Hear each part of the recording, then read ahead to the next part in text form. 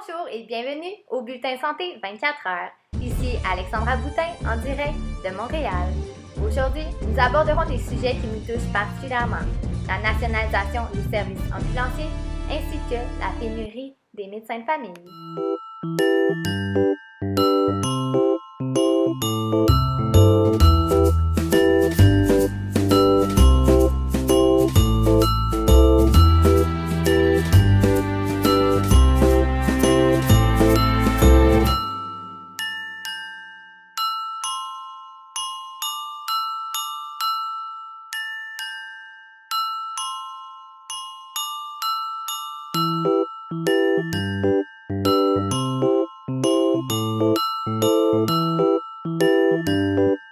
Il y a plusieurs problèmes avec notre système de santé actuellement au Québec.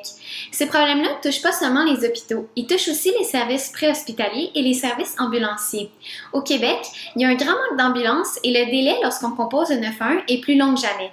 À Montréal et à Laval, c'est Urgence Santé qui gère les services ambulanciers. Urgence Santé est une compagnie qui est étatisée. Par contre, partout ailleurs au Québec, ce sont 4 compagnies privées qui gèrent les services ambulanciers.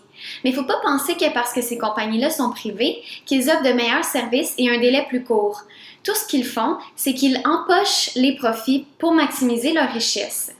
Au Québec, on mentionne souvent qu'on manque d'ambulances, qu'on manque d'ambulanciers, qu'on manque de services et que le délai est vraiment trop long. Tous les profits qui seraient faits en nationalisant les services ambulanciers pourraient justement servir à ça. Le gouvernement mentionne qu'il n'a pas l'argent pour investir là-dedans, déjà qu'il y a un grand manque au niveau des hôpitaux. À ce sujet, les paramédics répondent qu'il ne manque pas d'argent, il n'est que mal investi. Ce sont les propriétaires des compagnies privées qui le mettent dans leur poche. Comme avec tout sujet, la nationalisation des services ambulanciers cause beaucoup de débats. Alors que le Comité national sur les services préhospitaliers d'urgence croit que la nationalisation permettrait au gouvernement d'économiser 40 millions de dollars qui seraient par la suite réinvestis dans ces services-là, la CSAQ, qui représente 80% des compagnies privées d'ambulance, pense au contraire que la privatisation d'Urgence Santé permettrait d'économiser 13,5 millions de dollars au gouvernement. Selon le Dr Sylvain Trudel, qui est un médecin urgentologue et ex-directeur médical des services préhospitaliers d'urgence, ce sont plus de 40 millions de dollars par année qui s'en vont en profit et en ristourne, qui pourraient être plutôt investis dans l'amélioration des services ambulanciers et dans la réduction du temps de réponse des ambulanciers. Les compagnies privées ont elles aussi leur mot à dire. Dans un article de la presse, on mentionne que ces compagnies ont engagé une firme pour savoir si la nationalisation des services ambulanciers permettrait bel et bien d'économiser 40 millions de dollars. L'étude montre que non, et qu'au contraire, en privatisant Urgence Santé, qui est une compagnie étatisée, le gouvernement sauverait 13,5 millions de dollars. Par contre, il ne mentionne nulle part où iraient les bénéfices, dans l'investissement ambulancier ou encore dans les poches des compagnies privées. À l'opposé, le Comité national sur les services préhospitaliers d'urgence croit que la nationalisation est nécessaire et serait très bénéfique.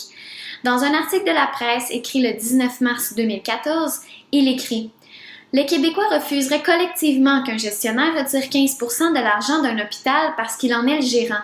Pourtant, c'est ce qui se passe actuellement dans tout le Québec au niveau préhospitalier. » C'est le comité qui a écrit ça dans un document de 150 pages qui a été lu sur un article de la presse. Selon les compagnies privées, ce discours-là ne tient pas la route. Public ou privé, la gestion est nécessaire. De plus, elles ne croient pas que tous les profits pourraient être réinvestis dans les services préhospitaliers. Selon eux, c'est impossible que les 40 millions de dollars soient réinvestis au grand complet dans les services préhospitaliers. Il est important de comprendre que le Comité national sur les services préhospitaliers se fait beaucoup entendre au Québec et que nous avons beaucoup plus d'arguments venant de leur part que venant de celles des compagnies privées. Vers le début du mois de décembre, une pétition circulait au Québec pour demander la nationalisation des services ambulanciers.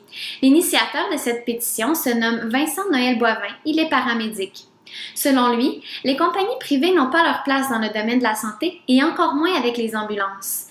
Ils n'offrent pas de meilleurs services, mais font plutôt de l'argent qui, par la suite, n'est même pas investi dans le système de santé. Selon Vincent, les profits qui seraient faits avec la nationalisation pourraient servir à optimiser les services offerts à la population, d'égaliser ces services-là et d'assurer une meilleure transparence des services préhospitaliers au Québec. Selon la majorité des Québécois, les ambulances font partie de la santé. comme le font les hôpitaux, et des services d'urgence, comme les policiers et les pompiers. Ces deux secteurs sont publics et appartiennent à la société. Il serait donc normal que cela soit aussi le cas pour les services ambulanciers. De plus, ce domaine est déjà public partout aux États-Unis, en Alberta, au Nouveau-Brunswick et dans plusieurs pays d'Europe. En nationalisant les services préhospitaliers d'urgence, on s'assurait que l'argent destiné aux ambulances irait bel et bien aux ambulances. Le gouvernement pourrait plus facilement égaliser les services en plaçant le même matériel dans toutes les ambulances et en assurant les mêmes formations à la grandeur du Québec. L'Alberta et le Nouveau-Brunswick ont récemment étatisé leurs services ambulanciers et ils ont bien réussi leur intégration. Leurs états financiers le démontrent et sont disponibles sur leurs sites web respectifs. Au Québec, une partie de la solution est déjà fonctionnelle. La Corporation d'urgence santé appartient déjà au gouvernement du Québec. Elle dessert l'île de Montréal et Laval. Ces états financiers sont aussi disponibles sur leur site Internet. Urgence Santé fonctionne très bien et en étant une société d'État, les services préhospitaliers d'urgence seraient aussi forcés de montrer leur état financier et pourraient être contrôlés par le vérificateur. La pétition a été déposée le 13 février dernier à l'Assemblée nationale et aurait atteint 3000 signatures. Le gouvernement devrait donner son avis d'ici 1 à 3 mois. Finalement, l'opinion de la population est plutôt unanime. Bien sûr, nous voulons tous des services plus adaptés qui répondent plus vite à l'appel. À ce sujet, Patrick Duquette, qui est un chroniqueur pour Le Devoir, est allé rencontrer une femme qui, le 11 décembre 2013, a appelé une ambulance qui n'est jamais arrivée. La femme, nommée Micheline Beaulieu, s'est cassé la jambe et gisait dans son sang. Elle a appelé les ambulances et ils ont d'abord dit qu'il arriverait. À maintes reprises, son mari rappelle parce que les services n'étaient toujours pas arrivés. Ils ont répondu qu'ils n'avaient pas le temps de se déplacer pour une jambe cassée. Des histoires comme celle-ci se produisent trop souvent et c'est pour ces raisons que la population vise l'étatisation. Que ce soit pour une jambe cassée ou un arrêt cardiaque, les ambulances doivent se déplacer dans un délai qui est court. Bref, ce sujet suscite de grands débats et c'est dans les prochains mois que nous saurons la suite des choses. C'était Amélie Garot-Lauzon, Montréal. Nous allons maintenant aller rejoindre Alexandra Boutin qui nous parlera de la pénurie des médecins de famille au Québec. Près d'1 million de Québécois se sont inscrits sur une liste d'attente au cours des 5 dernières années, dans l'espoir de trouver un médecin de famille. Sur ce nombre, 300 000 d'entre eux attendent toujours. Certains sont malades, tandis que d'autres ont la santé plus fragile. Des groupes de médecine familiale, ou fréquemment appelés GMF, ont été mis en place pour permettre aux Québécois d'avoir accès plus facilement à des soins de santé, pour ainsi contrer le problème de manque de médecins. Or, le problème reste le même. Beaucoup trop de Québécois se retrouvent sans médecin de famille. Voici quelques images qui vous mettront en contexte.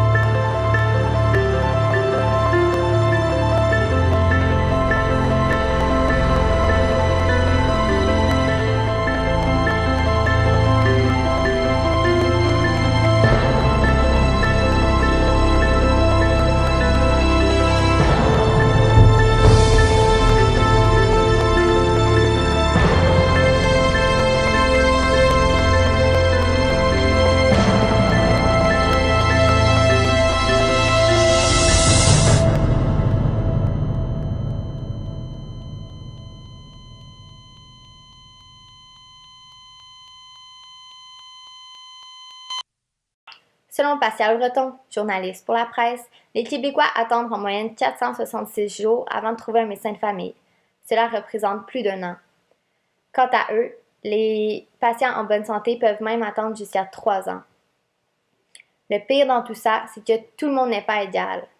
Les habitants de la région de l'Outaouais, de la Abitibi-Témiscamingue, de la Gaspésie et des îles de la Madeleine risquent d'attendre encore plus longtemps. En Outaouais, 30 000 personnes sont inscrites sur la liste d'attente d'environ 300 000 personnes et le quart d'entre eux sont vulnérables. Un patient vulnérable, c'est quelqu'un qui souffre d'une maladie chronique, qu'elle soit contrôlée ou non. Cela représente le plus important ratio de toutes les régions du Québec. Les habitants de l'Outaouais doivent attendre environ 687 jours avant de trouver un médecin de famille, ce qui représente 221 jours de plus que la moyenne de toutes les régions du Québec. Imaginez, c'est énorme. Quant à elles, certaines régions sont beaucoup plus choyées. On estime qu'entre le tiers et le quart de la population n'a pas de médecin de famille. Certains n'en veulent pas et n'en cherchent pas, tandis que d'autres en attendent un impatiemment. Toutes ces données proviennent de la base de données CIGECO du ministère de la Santé. Voilà pourquoi les groupes de médecine familiale, ou fréquemment appelés GMF, ont été mis en place. Tout d'abord, qu'est-ce qu'un GMF? C'est en fait un regroupement de médecins de famille qui travaillent en étroite collaboration avec d'autres professionnels de la santé. Cette institution du travail a été mise en place pour faciliter l'accès à des soins médicaux. Dans les GMF, les médecins s'occupent de leurs propres patients, qui sont inscrits auprès d'eux, mais ils ont aussi accès à l'ensemble des dossiers médicaux. Donc, si un patient se présente sans rendez-vous pour une consultation, il peut voir un autre médecin que le sien. Il peut aussi voir un autre professionnel de la santé, comme une infirmière pour un suivi. D'ailleurs, une étude a été réalisée en Montérégie. Les résultats sont troublants. Moins d'un GMF sur 3 respecte le nombre minimal d'heures d'ouverture la fin de semaine et les soirs, ainsi que le nombre de patients minimal. À la base, les GMF ont été créés pour combler le manque de médecins de famille en y ajoutant les ressources nécessaires, comme des travailleurs sociaux et des infirmières, un peu comme les CLSC. Or, dans les GMF, ce sont les médecins qui sont propriétaires, donc ce sont eux qui mènent la barque et, du coup, font beaucoup d'argent. À Montréal, certains GMF ne seraient que des cabinets privés qui auraient gardé leur mission d'origine avec, en recevant en prime, des subventions de quelques centaines de milliers de dollars. Selon l'éditorialiste Ariane Kroll, si on avait développé les groupes de médecine familiale plus tôt, il n'y aurait pas eu tous ces problèmes. Il est vrai que ce modèle, avec lequel les médecins travaillent en équipe et ont droit à des sommes supplémentaires pour l'embauche d'autres professionnels et le travail en établissement, offre des conditions beaucoup plus attrayantes. Le problème, c'est que les médecins n'offrent pas toujours le niveau de travail attendu. Quant à lui, l'éditorialiste Jean-Robert Sansfaçon croit que le problème, ce n'est pas les médecins de famille au sens professionnel du terme, mais plutôt tout le business médical relié au GMF. Les syndicats réussissent année après année à arracher de nouvelles compensations financières aux syndicats qui promettent la lune. Par exemple, une prime de 100 $ pour chaque nouveau patient, de 200 $ quand tu travailles 200 jours, des primes d'établissement, etc. Malgré l'augmentation de 2000 médecins de famille au Québec et une rémunération en hausse de plus de 50% depuis les 6 dernières années, l'accès aux soins de santé reste toujours aussi déficiente. On pourrait se consoler par le fait que plusieurs finissants de la faculté de la médecine vont bientôt entrer sur le marché du travail. Or, ceux-ci ne consacreront pas beaucoup de leur temps en consultation en cabinet. Selon Patrick Duquette, chroniqueur pour Le Droit, il y a 2 principales raisons à cela. Tout d'abord, la loi oblige les nouveaux médecins à consacrer au moins 25% de leur temps en travaux pratiques en milieux hospitaliers.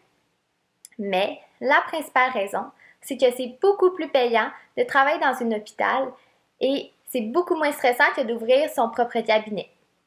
À l'hôpital, qu'il se passe quelque chose ou non, le médecin reçoit une prime de garde et chaque acte médical est facturable. En cabinet, le médecin est payé pour chacune de ses consultations, mais tout ce qui vient autour, comme les examens ou les analyses de prise de sang, ça c'est fait sur le propre temps du médecin. Donc, le manque d'un médecin de famille est un sujet épineux. Même si plusieurs solutions ont été apportées pour améliorer le problème, il y a toujours un grave déficit. Ici Alexandra Boutin, Montréal.